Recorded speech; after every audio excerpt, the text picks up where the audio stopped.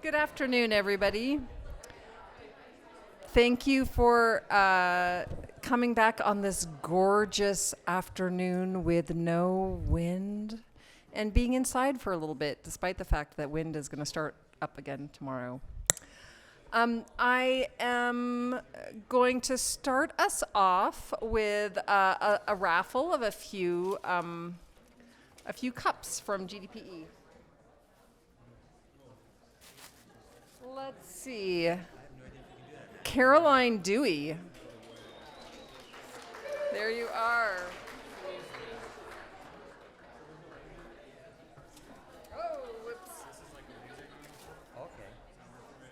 Oh, Kyle, where are you, Kyle Rizkowski? I don't see. Ah, sweet.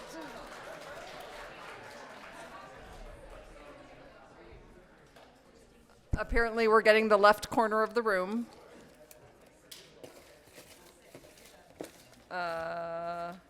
Wait, I just looked at that and I'm like, oh, I know that person. Now I'm looking away. And I got Maddie Horn.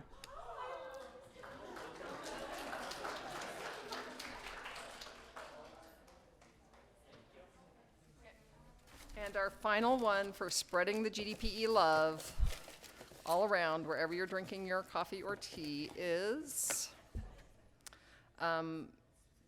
Name Advising Department. Is Kate Basney.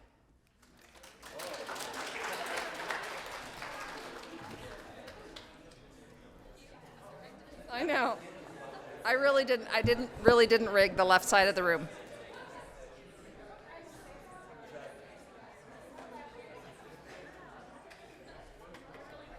Yikes, dropping things. So the other thing I'd like to do is thank Sojus again for co-sponsoring Peter's visit. It's great to have Peter here. And I want to thank Peter for taking the time to come. And you get this lovely Visiting Distinguished Ecologist plaque for your efforts. After Jill's introduction, I'm guessing that's along with many, many others on your wall. And with that, I'd like Pankaj, Peter's host, to come up and introduce him. Thanks, Ruth. First, I would like to thank graduate degree program in ecology and the School of Global Environmental Sustainability, SOJUS, for hosting our distinguished ecologist, Professor Peter Reich. Professor Peter Reich is the director of the Institute of Global Change Biology at the School of Environmental Sustainability at the University of Michigan. He has a joint affiliation at the University of Minnesota, where he holds 3 prestigious positions. So he is a Regents Professor, Distinguished McKnight University Professor, and F.B. Hubachek Senior Chair in Forest Ecology and Tree Physiology. Peter has published more than 850 research publications. Both the number yesterday are not accurate. No, I just got it. Somewhere between those two. Or maybe might have increased by yesterday. And he has led multidisciplinary teams towards solving complex ecological problems and has mentored numerous early career scientists. It is therefore not surprising that Peter is the top researcher in ecology and evolutionary biology in 2022, according to research.com. I met Peter 10 years ago, seems like a long time, when he was a senior scientist at the Hawkesbury Institute for the Environment, Western Sydney University. And we still believe that Sydney is the most beautiful city in the world, followed by Fort Collins, and that's me. What is most impressive about Peter is his breadth of his work. His multifaceted work touches upon various aspects of terrestrial ecology, attempting to link fundamental physiology with community dynamics and ecosystem structure and function. Peter engaged in small group to large team studies at a scale from leaf to global on the topics from biodiversity to biogeochemistry to climate change, social justice interactions. Peter is a member of National Academy of Science of the United States of America and the American Academy of Arts and Sciences, a fellow of the Ecological Society of America, and a BBVA prize. I always struggle with this word, laureate. He has helped launch the science education channel, Minute Earth, which has more than 400 million views on YouTube and other platforms. And without further ado, I would like to welcome Peter.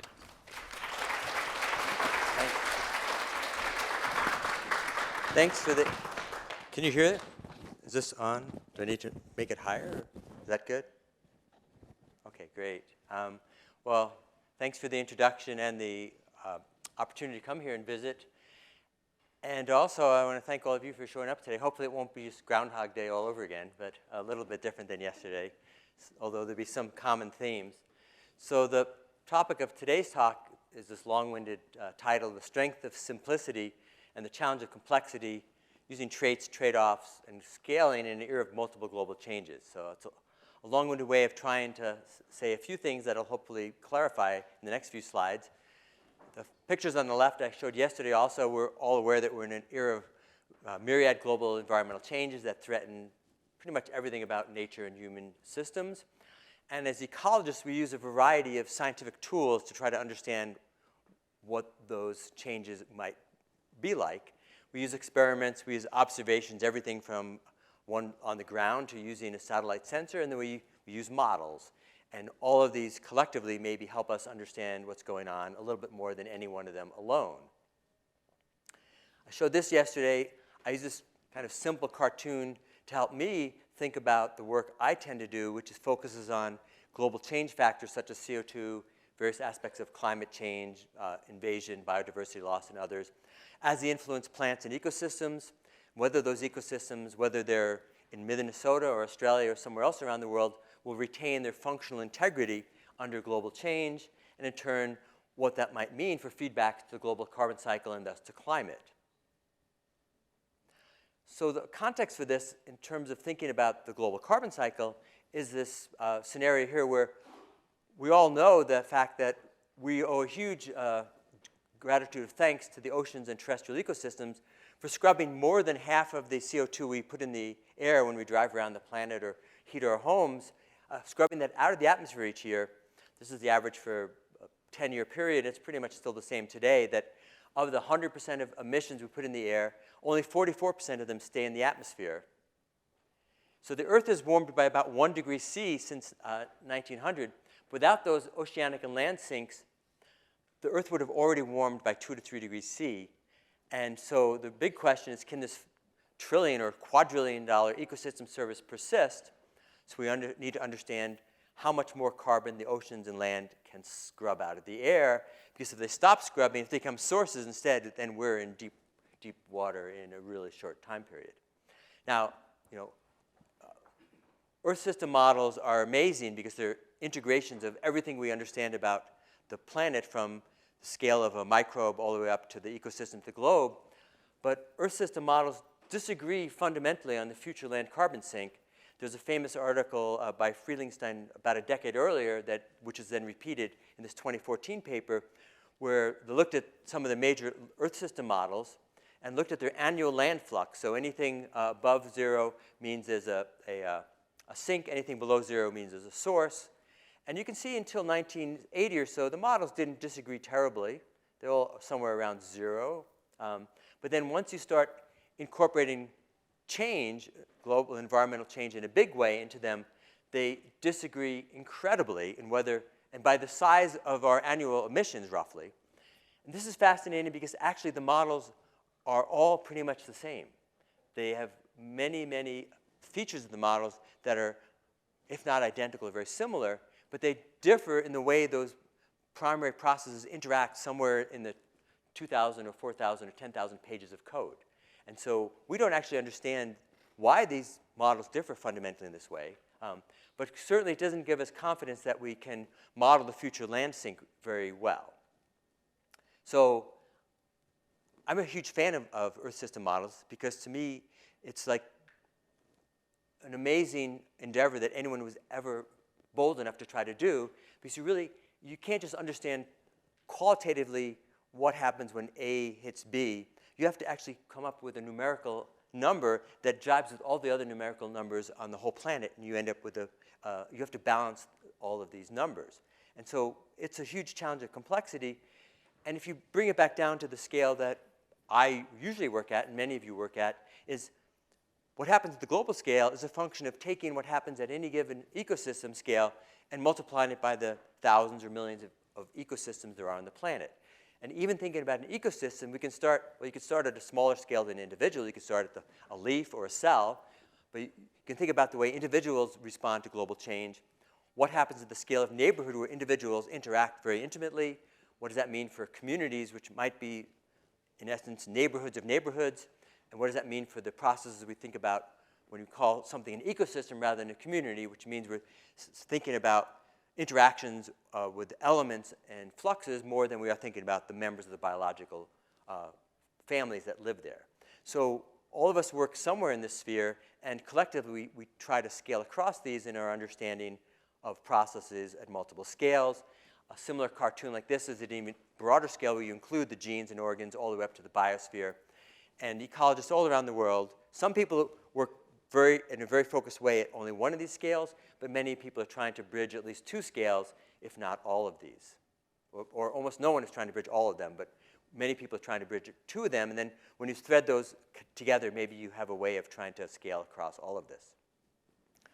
So as I mentioned, I'm a fan of land surface models because they are amazingly complex and they try to understand so many different things. So the typical land surface model has to deal with surface fluxes, and they tend to do this, in my view, better than they do the biology, because most land surface models came out of atmospheric sciences rather than biological sciences.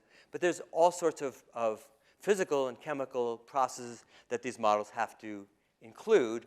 On top of that, you have to include all the hydrological processes at multiple scales of space and time. And then on top of that, everything about biology, biogeochemical cycles, vegetation dynamics. And the models actually incorporate all this and much more as well. Now, they don't do it perfectly, but there's an amazing amount of complexity in any one of these models. So why are their predictions so uncertain? Why do these models disagree so much? Well, there's a number of things, and this is just a small list of these. They include poor parameterization. I think I showed an example yesterday with leaf respiration where the models are probably off by 30 or 40% because they get the average leaf respiration of the planet wrong. Inadequate core physiology, by that I mean the temperature responses of microbes or plants or other organisms to both short and long-term temperature variation.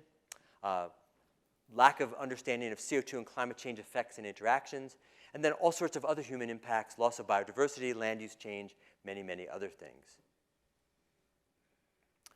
So as we try to think about what happens at multiple scales within a given ecosystem across them, as ecologists, we rely on all sorts of different concepts and theories.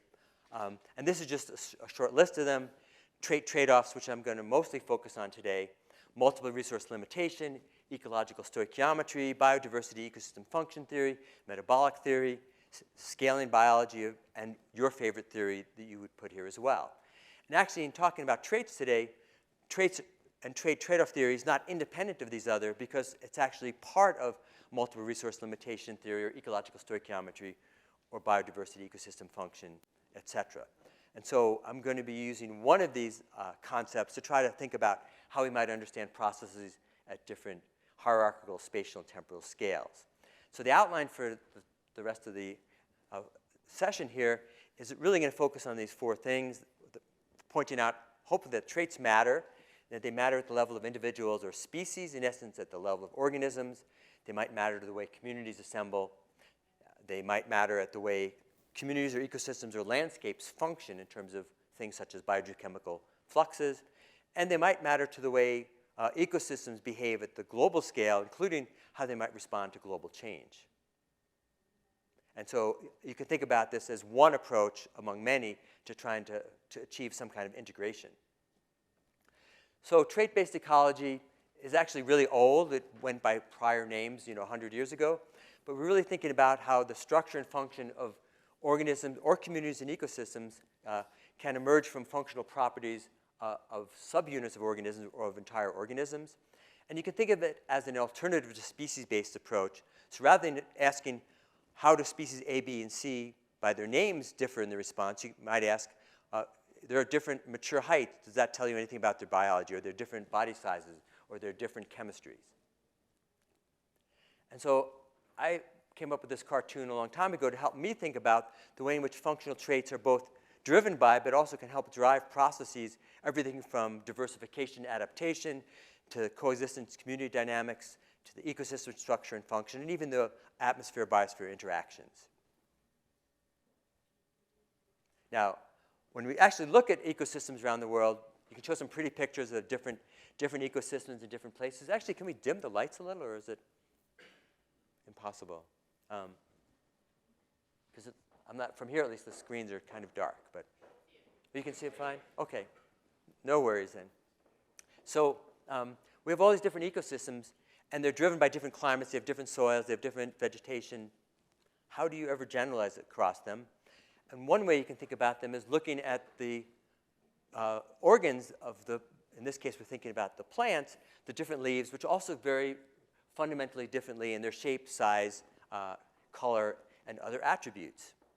And so quite a while ago, I started thinking about, well, is there some other axis of variation you can use to try to generalize about response? In essence, is a plant in the tropical rainforest similar to a plant in the boreal forest in its function based on some attribute that we might call a trait? And so this builds on ideas that have been around for a long time. You can think of a productivity persistence trade-off. Of course, it doesn't have to be linear. But the idea of this fast versus slow strategy is that there is some kind of trade-off between being really productive, whether it's at the level of a leaf or an individual or a community, versus its persistence. And there's reasons why you might think this trade-off exists, because the attributes that allow you to be productive maybe don't allow you to be persistent in the face of biotic or abiotic stress. And in talking about this work for the rest of the hour, again, like yesterday, I want to thank a whole list and unlisted folks who I've worked with over time who helped make this work possible. So kind of the first place I got involved in this trait-based ecology was having gotten data on photosynthetic rates and leaf longevity for plants in about 7 different places around the world, and found that there's a very consistent trade-off. That again, this productivity versus persistence gradient, the maximum photosynthetic rate of a species tends to trade off with how long that leaf can live. Part of it is that it costs energy to build a leaf that's going to be persistent, that could be used for photosynthetic enzymes, but it's also because the advantage of having a short-lived versus long-lived leaf depends on the context. So it's not just a possibility trade-off, but it's also a trade-off in terms of how plants actually interact with their environment. So at one end of the spectrum, you have the hares, so to speak, that have high rates of photosynthesis. In our part of the world, it might be Populus tremuloides, and you have the tortoises, which again in Minnesota might be white spruce.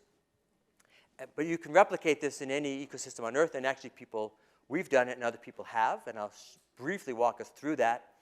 After that earlier set of work, about a decade later, I worked with Ian Wright and Mark Westaby and many others to develop what we called the Global Plant Trait Network, which had, at the time, seemed amazingly large. We had data on 2,500 species and 175 sites around the world, and we looked at relationships among a variety of plant traits.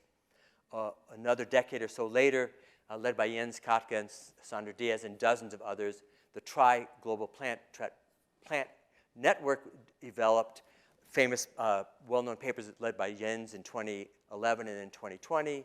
Sandra and others have a number of papers over time as well. Now we're up to well more than 7 million records for 150,000 taxa and dozens of traits, although for many of those traits, the database is quite sparse. Actually, curious in this room, how many people in this room have ever gotten data from the TRI database? Oh, less than I thought. I mean, maybe 10% or so. So in the TRI database and in our global leaf trade-off database, there's very consistent trade-offs between things like leaf chemistry, leaf photosynthesis, and leaf longevity and leaf thickness or density. But do those actually tell us anything about the way plants actually interact with each other and compete in natural systems? I'm going to give 2 examples here. The first one is we ask whether this fast versus slow trade-off explains long-term forest dynamics.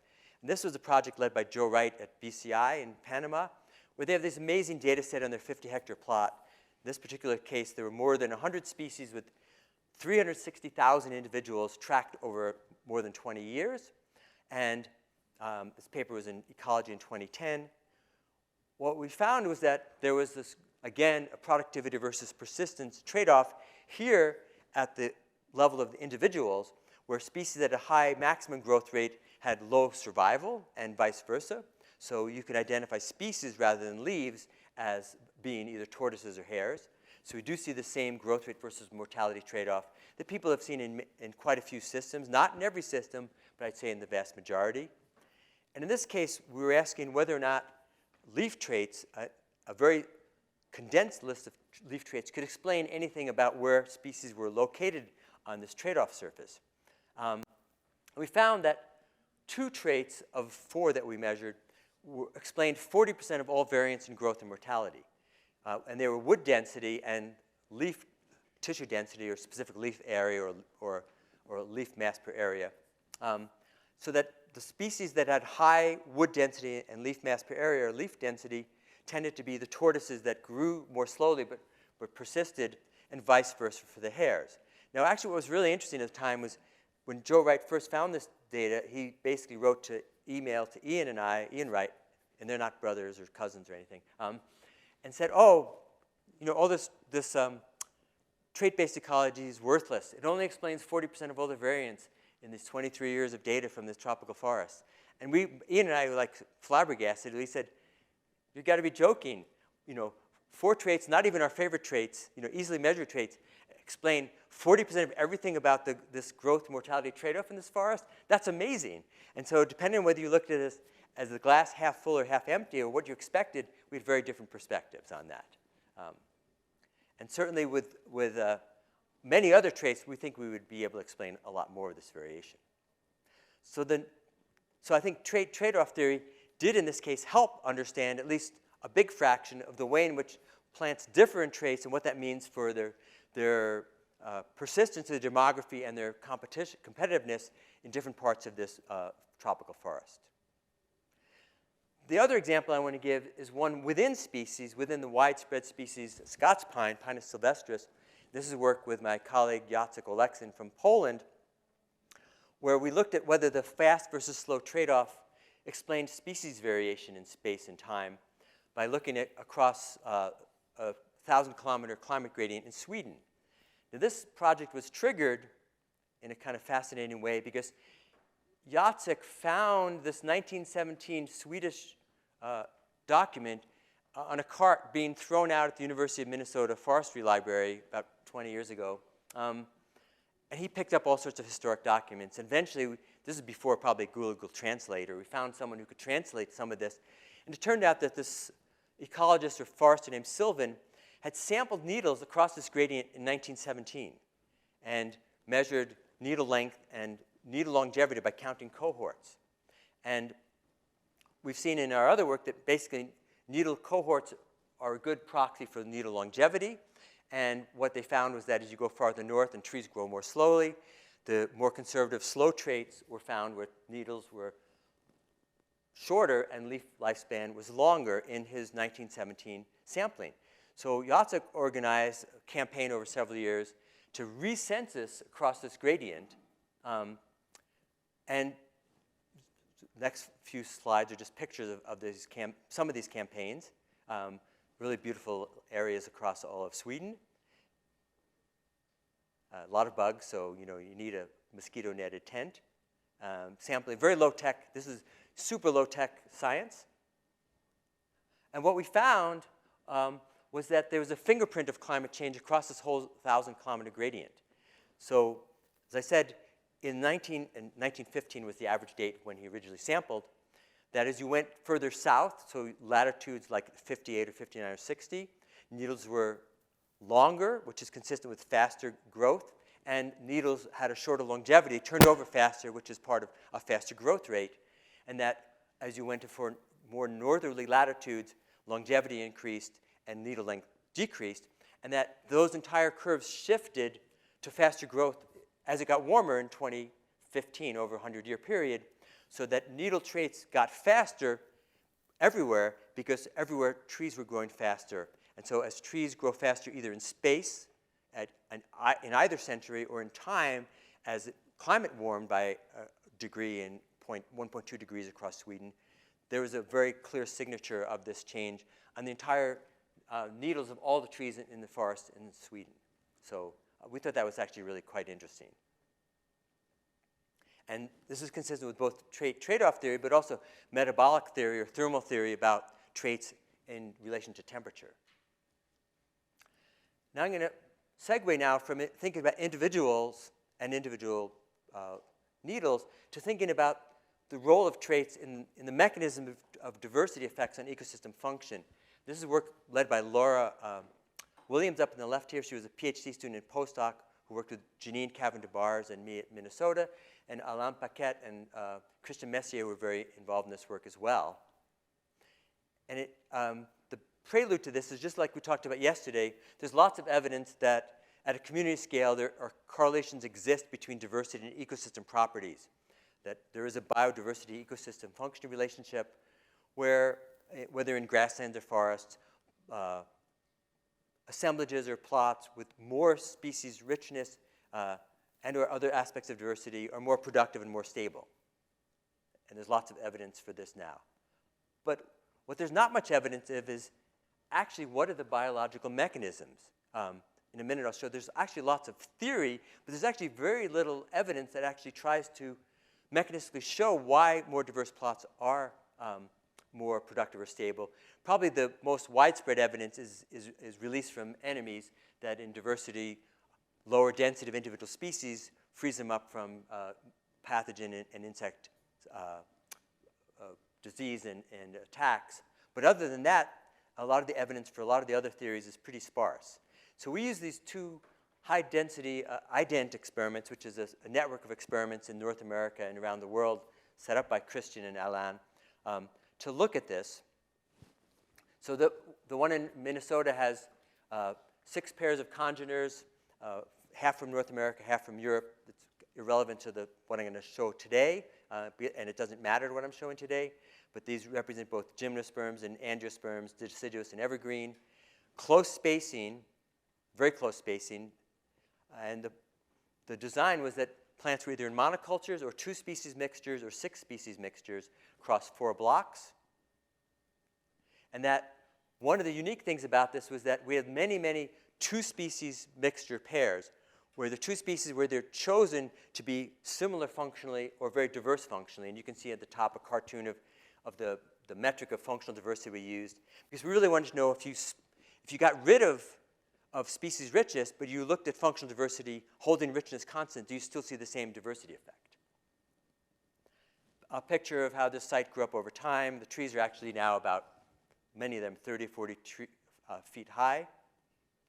And so getting back to theories about complementarity and why diversity matters for ecosystem function, in mixtures, people hypothesize that species partition niches in time or space that allows them to acquire and or use resources more efficiently.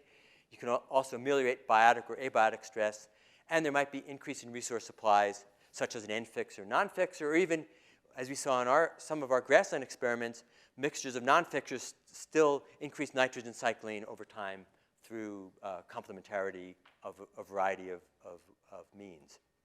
So within niche partitioning, there's a long list of ways this can happen. This is just a short list. Rooting depth differences, mycorrhizal partner differences, vertical canopy stratification, differences in shade tolerance, phenological differences, difference in drought tolerance, on and on and on. Well, Laura set out to study some of these examples involving light. And the 3 things she was really looking at was whether functional diversity of shade tolerance or niche differentiation in crown shape and plasticity would matter, and whether those would matter for over-yielding of light and also light use efficiency. So this kind of cartoon depicts the thinking behind it, is that neighborhood effect resources, the degree of shade influences the trait values of individuals who are competing with each other. That influences their performance, which then collectively in aggregate influences the ecosystem properties. and that crown shape might be a kind of unique kind of a trait value of individuals that plays into their interactions.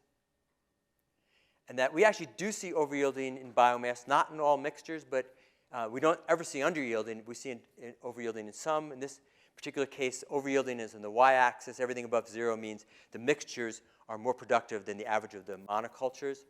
And you can see that quite a few of the mixtures do overyield. Some don't, but in general, there's a tendency to overyield. And that this array is related to the functional dissimilarity. So the more different species were in those mixtures, the more they tended to overyield. Now what she did, which was I think the most unique thing of part of her work, was she was really interested in whether crown shapes would influence light interception into use in a way that would increase this overyielding. So she came up with this metric of examining and quantifying crown shape of individuals, and did it for more than 300 trees at the Ident site in Montreal, and was able to describe species and their differences in crown shape, and then look at pairwise when species were growing. This is actually a picture of what the monocultures of paper birch and red oak would look like in our experiment. And then she developed a crown complementarity index. So you predicted this index from the monocultures. In essence, if you take these two monocultures and overlap them, how much space is overlap versus open space, with the idea that the more overlap there is, the less complementarity there is. So the less overlap there is, the more they're going to be able to acquire more resources independently. And so this crown complementarity index is the proportion of crown volume not overlapping. And here's a picture for these two pairs of what it looks like versus the predicted. And you can see in this case, as you go to the mixture, you can see that there's a lot more, and it's higher up, proportion that's not overlapping. So together, they're actually creating more space that's not overlapping than you would predict from monocultures. And actually, if you look at all the different mixtures from left to right, generally rate from low to high, the crown complementarity as a proportion goes from maybe 20% to 70%. But they're all positive in mixtures. And we actually see that this crown complementarity actually correlates well with overyielding in both the 2 and 4 species mixtures as well as the 12 species mixture, of which we only have one data point there. So stem biomass overyielding, again, means whether you're the 2 or 4 or 12 species together in a plot overyield, have more biomass than the average of all the monocultures. And you can see there's a pretty strong relationship there, so that as those crowns actually overlap less, so there's more unique space taken up by each of them, there's higher overyielding. So we're pretty excited. I actually didn't think this would show up at all, so this is pretty exciting to see. And it actually occurs due to 2 different processes. If you break this apart into the net change, which I just showed you in some sense, which is the overyielding, and looking at the difference between the prediction and the observed, so it's a slightly different figure, but you see a strong correlation. You can break that down into the difference between the predictions and the observed for the interspecific differences, meaning how different they are on average, versus plasticity of how much they change when they're grown together. And both the plasticity and their innate differences contribute to the way in which this complementarity exists when they're in mixtures. So they're already different enough that you'd get some benefit of mixing them together, but when they're together, their crowns move apart from each other, so you get even more complementarity in light interception. And there's been a couple of the papers that look at the way in which crowns interact and what that does for light interception in mixtures, but it's still pretty rare to have data like this. So again, we see that these interspecific differences and plasticity lead to crown complementarity that increases this overyielding in productivity. But she wanted to go one step further also and then ask, well, how does this actually happen in terms of quantifying light capture and light use? So if you look at what drives overyielding, it's really how much light comes in, because this is all in a field, you're getting the same amount of incoming radiation. And it's really going to be what fraction of that PAR is intercepted. And by definition, you define light use efficiency as productivity per unit light. The amount intercepted and the light use efficiency together give you your primary productivity. And so one or more of these boxes must be greater in a mixture than monoculture. And she found that both were important in this system. So this is the overyielding in stem biomass growth on the y-axis against overyielding in intercepting light, which is F-par or FA-par. So as you go to the right of the zero, mixtures are intercepting more light than they do on average in monocultures. And you can see that in years 4, 5, and 6, whoops, it's missing from here. Years 4, 5, and 6 is left to right. That plots where the mixtures intercept more light, they also overyield more in biomass growth. So light interception, not surprisingly, leads to greater productivity.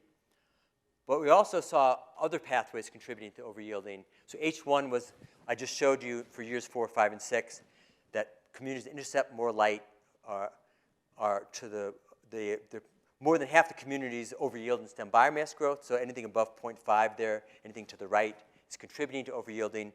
But there are other pathways towards overyielding. The species with higher light use efficiency in monocultures also tended to intercept more light, so they were more competitive. Those dominant species increased their light use efficiency, so they also better used the light that they got. And even the subordinate species tended to increase their light use efficiency. So grown together, the species intercepted more light and used it more efficiently because of their differences in crown shape, but also in leaf level shade tolerance. So you could combine all this together and see the way in which interactions among individual plants explain how trait diversity influences ecosystem properties in this particular system. And this probably holds true in many, many forest systems or places where light is a driving feature of competition and drives system-level productivity. Whether the same thing happens below ground for roots in other systems, probably the case. Harder to measure. Hard enough to measure this above ground, even harder to measure below ground. And then, concepts like this go into ideas where when you're planting plantations around the world for a variety of purposes, maybe we should go to mixtures rather than monocultures. Because those mixtures are going to be less susceptible to disturbances, have greater productivity, and greater provision of ecosystem services, as shown by the mixtures in the bottom half of the graph versus a hypothetical monoculture above. Now, shifting gears up one level to thinking about global change and the global scale, we do have a global scale experiment with elevated CO2, but there's no replication. So we do experiments such as FACE studies to look at this. And this is a picture of the FACE experiment at the Western Sydney University at the Hawkesbury Institute in Australia, where mature low phosphorus eucalypt woodland has been treated to elevated CO2 in 3 of these rings and ambient CO2 in 3 rings for 10 years now, with the question about whether in this low phosphorus system, whether elevated CO2 would still cause increases in productivity and increase in carbon acquisition and maybe carbon storage, or whether, as we see in low nitrogen temperate systems, will lack of a key element constrain the response to elevated CO2. Now, in our biocon experiment that I talked about yesterday, we did see that plots that had low ambient nitrogen had only half as much of an increase in carbon gain and carbon storage as plots where we added a low amount of nitrogen and fertilizer every year. So we predicted something similar would happen here, that all of the plants would be responsive to CO2, but that the plots would be responsive to low CO2, but they wouldn't be very responsive because of this low phosphorus limitation. Well, we were actually wrong because they didn't respond at all, as I'll get to in a minute. This is work led by Dave Ellsworth at the Hawkesbury Institute. This is actually amazing infrastructure. We built our own little FACE study at Cedar Creek and Grassland. It's about this high. Because the trees are 30 meters high, this is a big, expensive infrastructure, and it has to be built safely, so actually had to have competent tradespeople build this, which made it very expensive, but much safer. And it's a very expensive experiment. Now, going back to the hypothesis, from an ecological stoichiometry standpoint, you might ask whether the relative limitations of carbon, nitrogen, or phosphorus might be a hint to how responsive you would be to CO2 addition. And kind of really crude rules of thumb, if the ratio of carbon to nitrogen to phosphorus is 1,000 to 30 to 3, people think that you're more likely to be carbon limited. If nitrogen goes down to like 1% of leaf nitrogen, maybe you're nitrogen limited.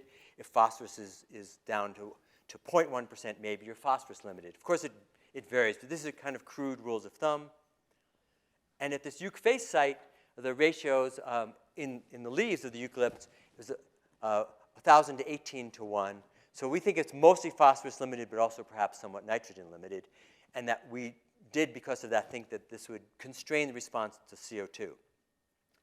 Well, what we saw in the first 3 full years was absolutely no response of growth or biomass to CO2. There was a response of photosynthesis, but there was also a response of soil CO2 flux, that basically all the extra CO2 that was taken up by photosynthesis came right back out as soil CO2 flux, and there was no increase in any aspect of productivity. This shows the above ground NPP in the ambient and elevated in the first 3 years of the study. Although not significant, the elevated CO2 plots are actually slightly less productive. So there's not even a hint that productivity is increased. By now, we see the same thing over 8 years or maybe 9 years. And there's a very weak trend towards a slight hint that maybe CO2 is starting to show an effect. But it's still tiny, and it's not statistically significant. So a very, very minimal response to elevated CO2 in this system. And we can use ecological stoichiometry to make these predictions, and they, in this case, held up very strongly. So the take-home message here is that at least this one mature phosphorus-limited forest does not enhance its carbon sink at all under rising CO2. And go back to those Earth system models I started this talk on, they all assume that actually under elevated CO2, every ecosystem on Earth will take up more carbon and probably store it for a time. So this is not consistent with what those Earth system models are showing, although people have started to incorporate nitrogen and even phosphorus into those models, and they do show more muted, but still some response to elevated CO2.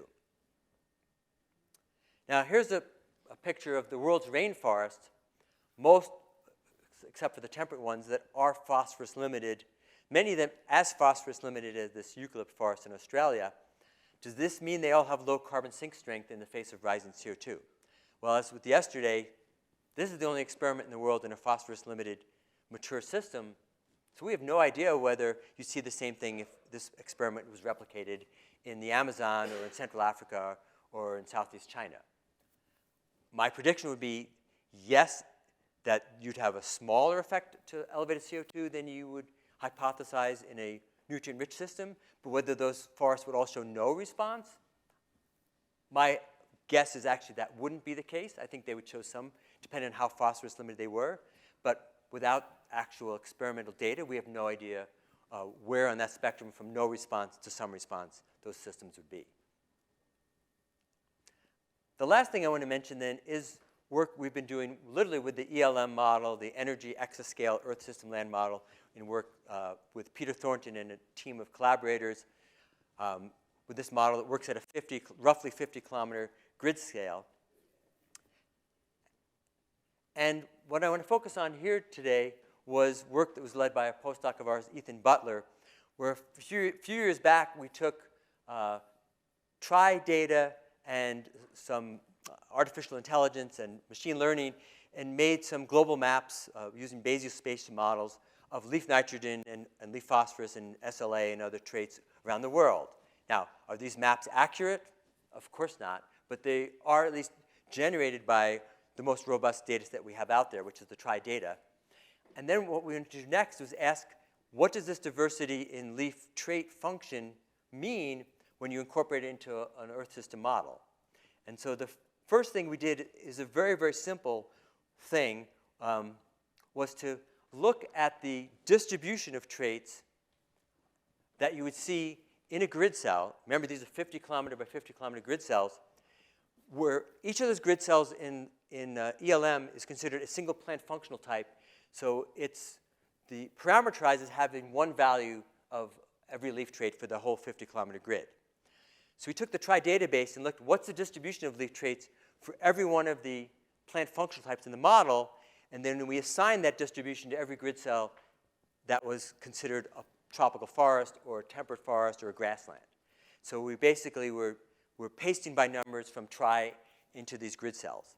And we asked what happens to GPP when you actually allow traits to vary within a grid cell rather than treating the mean. And this had a big impact. It altered GPP by 10%, for instance, in tropical. We did this in 15 flux sites, 10% on average in tropical sites, 30% in boreal sites. So actually including a diversity of patches rather than a single type for the whole grid cell gave you actually quite different answers. Now, we're not even actually incorporating any biological mechanisms into this, because which we want to do next is actually put the way in which trait diversity changes the processing at a given patch. This is basically just saying if you have a patch of grassland here and a patch of woodland here and a patch of forest here in the grid cell, what does that mean for GPP in the model universe rather than if it's all one thing?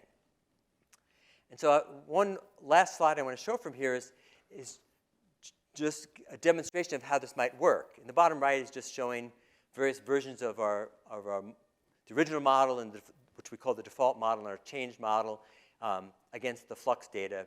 But I'm not really going to compare it, but they all match flux data roughly similarly. But in the left, I show data from two of the sites, a Siberian shrub site and a mixed French forest. The red star, as you can see the updated mean, is the average for each grid cell if you treated it as a single functional type in the model, using our updated trait values from the prior model. And then all those little black dots are the trait values for the distribution of traits within that 50 kilometer by 50 kilometer grid cell when you allowed actually the grid cell to have trait diversity given the kind of system it was. And you can see that GPP from the model output varies remarkably within, it does in every single site, depending on which system, which PFT is being modeled within that grid cell given the climate of that grid cell. And the black circle is the average of all those different trait patches. And you can see that the average of those trait patches, the black dot, in this case, is quite different from the red star, which is the updated mean from a single value. So by incorporating just spatial variation in the kinds of patches you have, and at 50 kilometer by 50 kilometer scale, maybe patches isn't even the right word, but a diversity of patches or stands or landscapes, you get a different answer than when you treat that landscape as one value. And we can see that actually in the French forest, it also differs, but in the other direction. So it was not even a consistent direction of change. And so accounting for heterogeneity in traits in this very simple way, but in a much less simplistic way than the model normally operates, gave you a different GPP output than using the mean trait value. And so these models are amazing, but there's so much biological heterogeneity that the models don't even start to approximate. And some of the work we want to continue doing with this modeling is to try to incorporate other aspects of the way biodiversity functions into models and see what it does to the model. Now, when we first start doing this, and this has happened every time we've played with these models, it immediately breaks the model. It doesn't work in half the world because, and this is my biased view, there's compensating errors in the model that make it work in those systems when you have bad parameterization values in them. So, but that's a big adventure and a big challenge for us, and many other people around the world are also trying to incorporate trait biology into these kind of models. So in summary, hopefully I showed you that at least in some cases traits matter for individuals and organisms, that they play a role in the way species interact in at least in that particular forest example, the way forest tree species interact and succeed or fail to succeed in a forest, that this might matter to the functioning of an ecosystem, as we showed in our diversity experiment, that it might matter to the way ecosystems respond to global change. I had a CO2 example, but you could do the same thing looking at responses to warming or rainfall pattern manipulation or rainfall changes. And that maybe by incorporating traits as a holistic approach to scaling and integration, we can have a more integrated approach to some of these questions and understand more about nature as we move forward in the future. So thanks for your attention, and I'm happy to take comments or questions.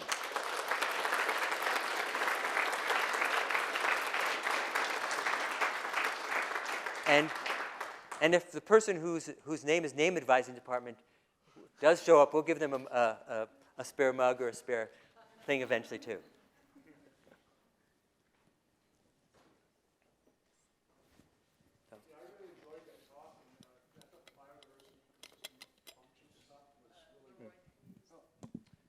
Hi. It was a great talk, and I thought, in particular, the biodiversity ecosystem function component was very compelling, very powerful. I'm not a plant physiologist, okay, but I do have a question about the carbon fertilization of the eucalypt trees. And I wonder, since trees have to open their stomata to get more CO2, if there's a water balance issue, particularly in a superbly arid environment like North or Southeastern Australia. Yeah. And, Is that the whole question, or do you have more to it? well, you want to answer, and maybe I'll have a little follow-up, but yeah. Okay. Yes, it's a great question. And if you were here yesterday, we talked about the role of stomatoplane in regulating response to warming as well as CO2. That's not the really driest part of Australia, but it gets quite dry there. It's in western Sydney Basin. The plants, as is true in almost every CO2 experiment, do reduce their stomatal conductance a little bit and become more leaf level, increase leaf level water use efficiency. But the photosynthesis is still enhanced by about 20% despite that. And so they're not reducing stomata so much to eliminate the gain from higher CO2, but that 20% increase in photosynthesis is matched exactly by a very similar increase in soil CO2 flux. And with the notion that what we're probably seeing is there's this big increase because the plants and perhaps the microbes are limited by other things such as water or nutrients, that they don't have any use for this extra carbon, use for holding on to it. It spins out through a rapid carbon cycling below ground as elevated CO2 flux. And so it's arm waving to say that neither the plants nor the microbes are creating greater biomass structures from this extra CO2. That's what the data seem to suggest. And just as a quick follow-up, I noticed on your global map of the phosphorus-limited forests that you had a pretty strong arid mesic gradient. And I wondered if someone has done experiments along that sort of aridity gradient to see if this effect is a general effect. With elevated CO2, you mean? Yeah, right. But there's no other elevated CO2 studies in the tropics or in phosphorus-limited systems anywhere. And so we don't know. Fair enough. And there's actually not really great quantification of the global patterns in phosphorus limitations to forests.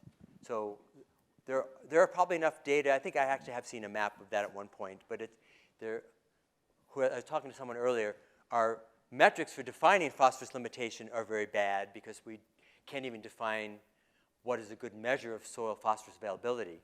So our notion of what's phosphorus limitation is pretty patchy, because even when people do experiments and add phosphorus to theoretically phosphorus-limited tropical forests, sometimes you see a big growth increase. In other places, you see no growth increase. So it's still an issue that people studying those low phosphorus tropical forests don't fully have a good understanding of.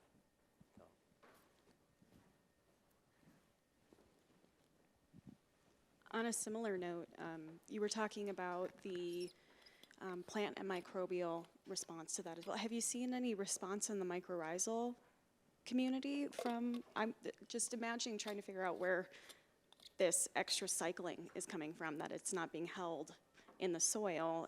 I would think maybe there would be some extra respiration going on from other microbes or other mycorrhizae trying to work through that carbon. The team, and maybe you know more about this, Pankaj, the team working at Hawkesbury Institute has measured lots of things about the soil communities, but I don't think they've done it in a way that actually can tell you whether they've had more carbon. I think the microbial carbon has not increased below ground. I don't think it's changed much.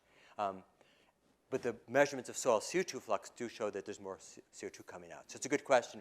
We don't actually understand that, but certainly nitrogen phosphorus cycling has not changed very much either. So the microbial communities don't seem to be doing a whole lot that's that different. I think someone in the back had their hand up, didn't they? No? Okay. Jill, you can go then. Yeah. We're just making Pankaj run around. Okay.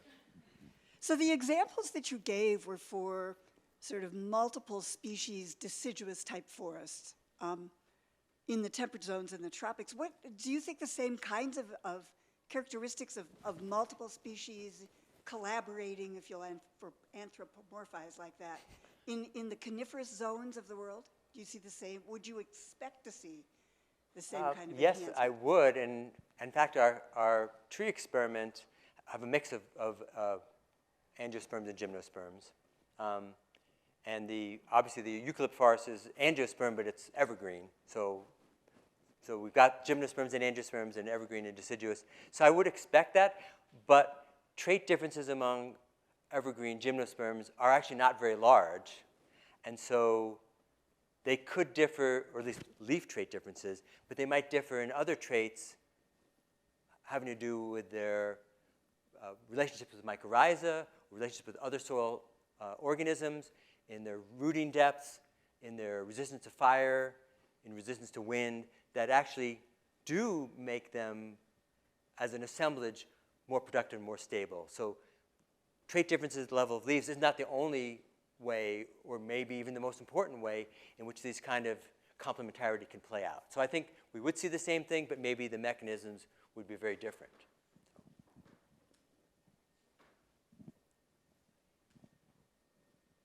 You're going to get your exercise, Pankaj. Yeah. I think someone over there needs to ask the next question. Thank you. Yeah, so my graduate student, Amanda Cordero, is in Panama now, and we're working with Joe Wright trying to chase down root trait and how root traits link to function. And so what we've seen so far is that root traits seem to be hugely plastic, and they vary more within individuals than between individuals of the same species. And what they seem to respond to are just soil conditions. But since you've thought more about traits than most people on Earth, I was wondering if what are the root traits that you think might actually map well onto function? And that should be, because we've measured so many root traits, I feel like there's been a lot of time wasted actually measuring morphological root traits. No, that's a great question. I think there's a number of them that are really hard to measure. Like maybe it's not even a root trait. It's more like what fraction of photosynthate goes to mycorrhizal fungi. It would be, I'd love to have a figure for that for every species in some kind of standardized environment. Because, the mycorrhizal scientists claim it's a huge number, anywhere from 20 to as much as 60% I've heard people say, which other scientists say is maybe a little high, but it's a really substantial amount of carbon can flow in that direction almost instantaneously. I think that, getting back to your first part of your story, is root traits are really plastic, but it may be that if you could characterize root traits in some standardized context, that maybe the root traits in the most appropriate standardized context tell you something about performance, even if the root traits are plastic. Like all species, same with leaves, will create much denser leaves at the top of the canopy than the bottom of the canopy. Every single species anyone's ever measured does that. And so you have much denser leaves at the top of the canopy, but differences in the same light environment might still tell you something different about their behavior. But in terms of root traits, I would think root traits having to do with soil exploration might be important, or root turnover. And when I say root turnover, I actually also mean turnover of mycorrhizal hyphae, because I view roots and mycorrhiza, at least in my brain, as like a very, very unified system, and it's hard for me to think about the tree species without thinking about who their partner is. And because they might have a dozen different partners, it just ramps up the complexity and degrees of freedom of interaction that maybe mean that maybe you don't see strong links between root traits and behavior, because there's more degrees of freedom of how you can access soil nutrients through your partnerships. Whereas at a leaf, there's only one way you can photosynthesize. And so it may be there's something about soils that offsets that. I'm just talking hot air here. I don't know if that's true. But I actually think that root traits would tell you something, but that they're harder to measure in a meaningful way. And rooting depth, root phenology, maybe not at BCI. Well, maybe at BCI they have a dry season. But root phenology, rooting depth might be important, and or differences in root pathogen interactions. I actually think if I was starting over, I'd either be a global remote sensor or a root pathogen student, because I think root pathogens actually drive everything in terrestrial ecosystems around the world, and we don't understand that very well. I mean, not everything, but that can play a really big role, and that species might differ a lot in those kinds of interactions. It's a lot of arm waving.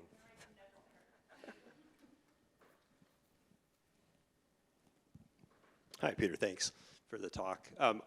This is referring to the replication of the study in Sweden, looking at productivity and survival and across that latitudinal gradient, and then but also that, yeah, the what was it, 1917? 100 years. 100 years, yeah.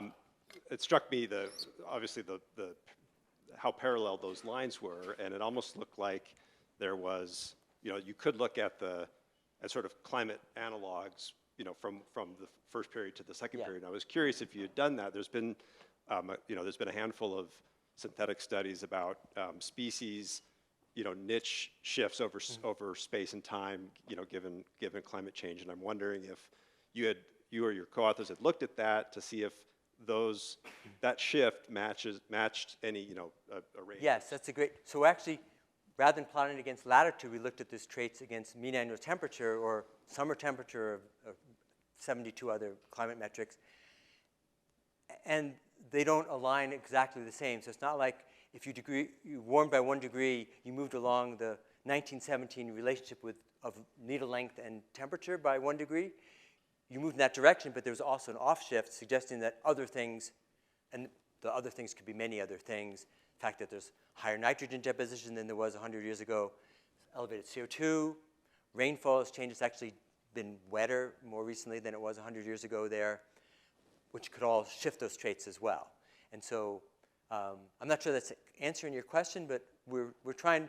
So if you're asking whether we can use these shifts as an analog for climate itself, the answer is probably yes if you include temperature and moisture and its seasonality and CO2 as part of climate, because I think they all were actually driving it, and management too. Yeah, they manage the forest differently. All those. I just was curious if you had looked, and it's just an interesting shift. Switching from a lot of the stuff has been species-based to thinking about those trait-based shifts with climate. I just think that would be a really interesting. Yes, and certainly when people model, you could actually then model how those traits for the entire forest have shifted in 100 years, because it's a pretty clear trend. And one of the things we were curious was whether that difference would be greater or smaller at one end of the gradient or other, because actually climate has changed more farther north.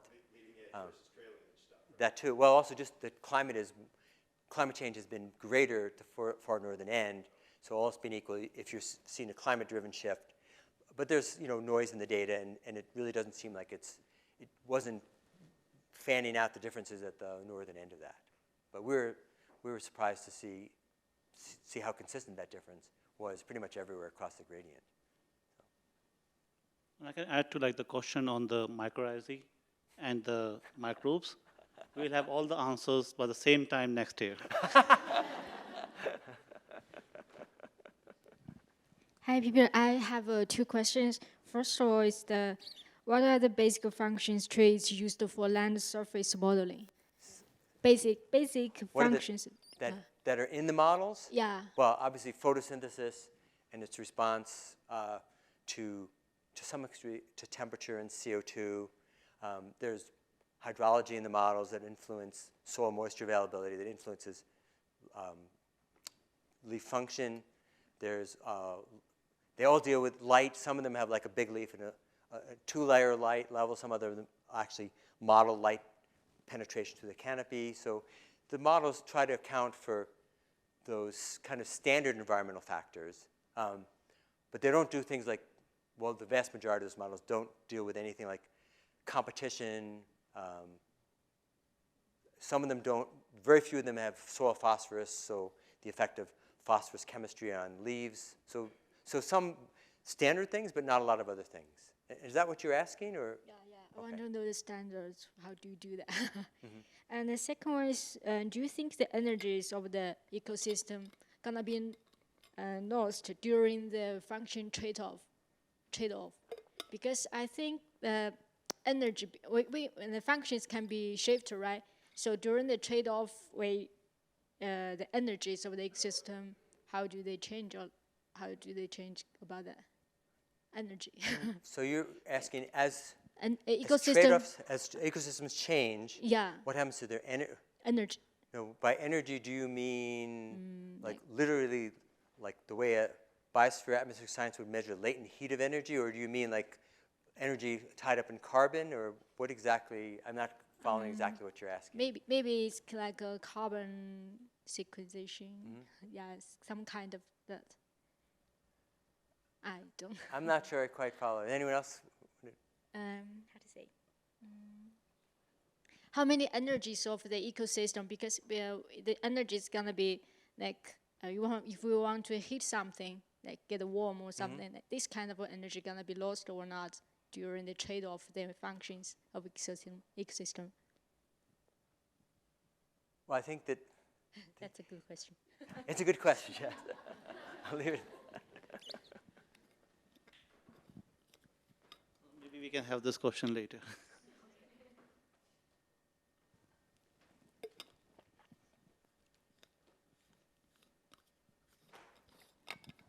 Hi, Peter. Thanks.